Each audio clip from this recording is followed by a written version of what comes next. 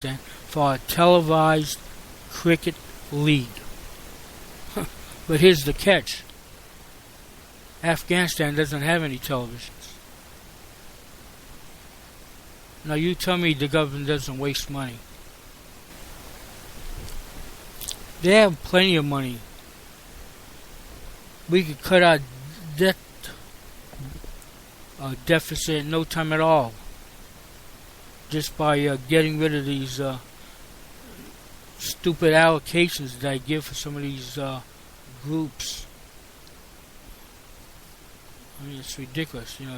Vets have to wait so long to get any help, and because there's no funding available, but yet they have, $15 million to spend on free education for foreign students, and $800,000 to televise a cricket game in a place where they don't have television. But I don't know. And now we come to the fun part. This is where you see the stupidity. And I say that quite honestly, this stupidity of people who are supposed to be educated and intelligent. I'll go into this a little bit, but I'm just going to read what the title says. American flag and Pledge of Allegiance banned from Veterans Day service. Apparently honoring the military cannot include the most basic of patriotic symbols at a school in the Northwest. Seattle Pacific University, a Christian school, I can't believe when I heard that, a Christian school, recently ruled that the Students for Military Veteran Support Club could not present colors or say the Pledge of Allegiance at the Veterans Day ceremony due to diversity. The organizers decided not to include the Pledge of Allegiance and the presentation of colors during the November 10th chapel, given that there are a diversity of views on campus whether such elements should be part of a Christian worship service. Holding the ceremony in the campus chapel has allegedly caused an uproar amongst an anonymous group of students. Students for Military Veteran Support Club member Daniel Fenelassen thinks such a ruling is unfair. I don't think it's unfair. I think it's just plain stupid. We should be able to pledge allegiance to the flag inside of our own church, in our own house of worship, the same as for people who died for the same right. I mean, come on, folks. It's because some people are offended. Hey, I hate to tell you, but this is the United States of America. You don't like the things because it offends you. Well, no one told you to come over here in the first place. I guarantee you go to any other country and tell them, well, that offends me, and you think they're going to turn around and stop it? Then we wonder why things are happening in this country. We put leaders in position who have no common sense. The last time I checked, this was still a free country.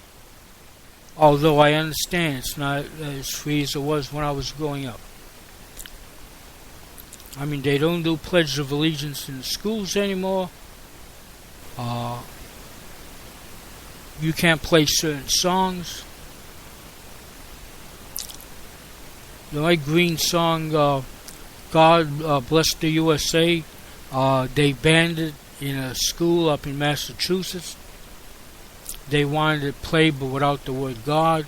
Because there was a big uproar, they now no longer have these things in the auditorium where they don't play any music at all. I mean, this country is definitely going you know where in a handbasket. And it's not going to get any better. They're going to say, well, the presidential elections are coming up. Well, if people used common sense, we wouldn't have the problems we have now. We have elected officials that we keep electing who are doing absolutely stupid things up there, but we keep electing them. That's why when the government does things, it used to bother me. It doesn't faze me anymore. Because we get what we pay for. We pay to put these people in office, and then they turn around and do this. Vote them out, but they don't. That's the problem. They just keep them in there, and they just keep them in there, and then they wonder why nothing changes. Back in 1933, Congress turned around and passed an amendment that a president cannot serve more than 2 consecutive terms. Many of our states have the same thing with our governors. They can only serve 2 terms, 4 years or 6 years, but they cannot serve more than 2 consecutive terms. Well, when Congress did that back in the 1930s, they should have done the same thing for Congress.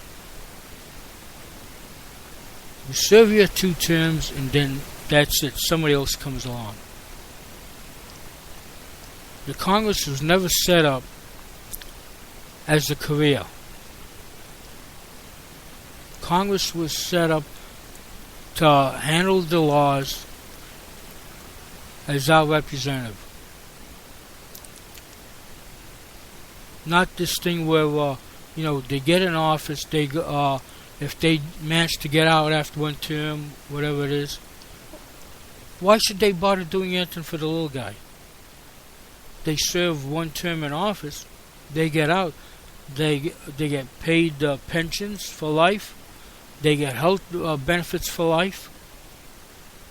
So when they go on telling, they're for the little guy, there's no such thing to them a little guy. A little guy is someone who makes less than they do.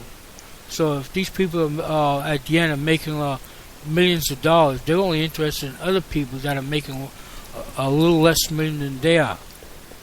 They're not interested in the poor guy who makes $15,000 or $20,000 or $40,000 a year to support his family. They could care less. They have no idea of what's involved to bring up a family, because they're up there in their plush little office up there in Congress, and it's the same thing with the state houses. Here in Florida, it's only 60 days. They have been working more because now they're trying to get this redistricting, drawing lines for elections. But those in Congress don't work a year. They have all kinds of time off. So when they go and say, they care for the little guy, they don't care for nothing but themselves. If they did, we wouldn't have the problems we have with veterans that are dying because they can't get service. Why? They put these people up in these positions. You can't get rid of them. I'm surprised they're firing down from Wisconsin.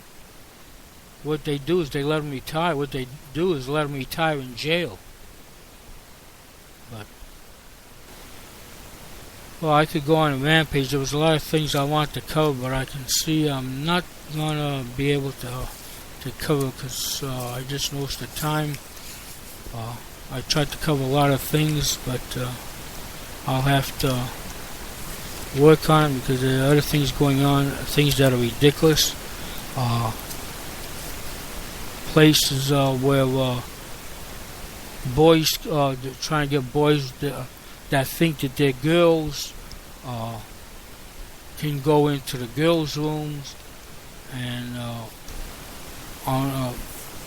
I mean, it's just crazy. Houston, Texas just had a thing called the Hero Ordinance, where a person, uh, male or female, can go into any particular bathroom that they want.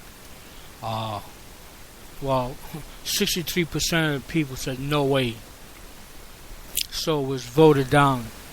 Uh, so they're saying, well, it infringes on certain groups of people. I look at it this as very easy.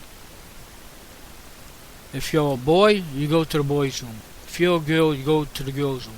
None of this thing where, well, today I think I'm a girl, so I'm going to go in the girls' room.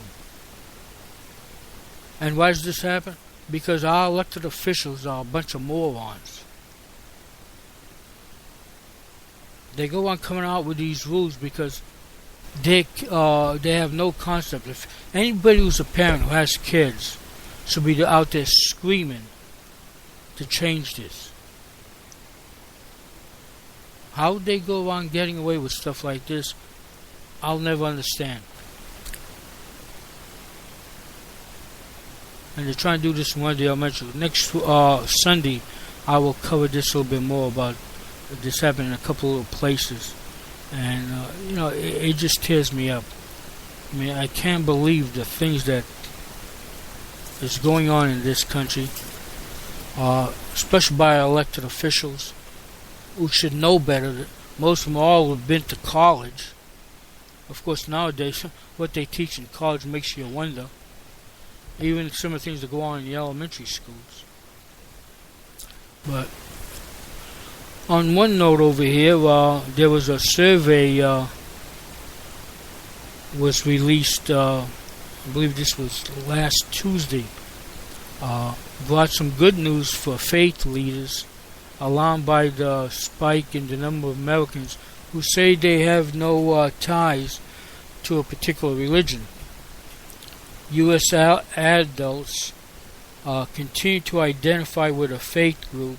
About 77% of all Americans have largely stayed as religiously engaged as they were 7 years ago, according to the Pew Research Center. Evidence of a solid core of committed faithful who remain a bulwark against secularization. Well, I can see I only have a few minutes left. Like I say, this is the first show. Trying to catch up on a couple of things that happened. Sunday night, there's more things I want to cover and give you my comments on a few areas. There's things coming up on some gun bills coming up in Florida, because there's bills all over the country, but I will be covering those in Florida. But they have been all over the country, open carry in a lot of states, carrying weapons on college campuses. I will give you my feelings on these, as far as what I agree with them or don't. But and there's a couple of things with the NRA that I do not necessarily agree with. I think there's certain things that you could give a little and ease some of these problems. Of course, a lot of times you're dealing with people who have no concept.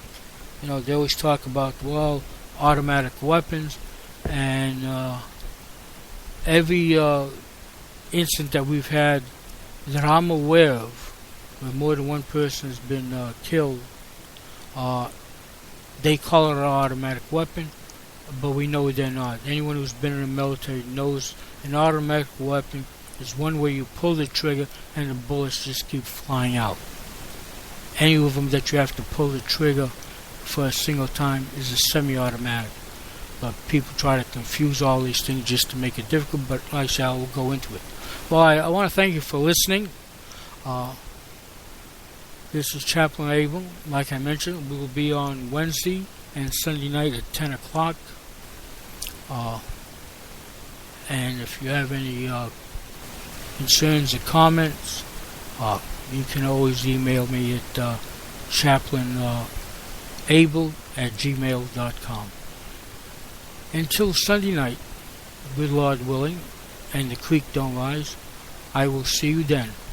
Good night.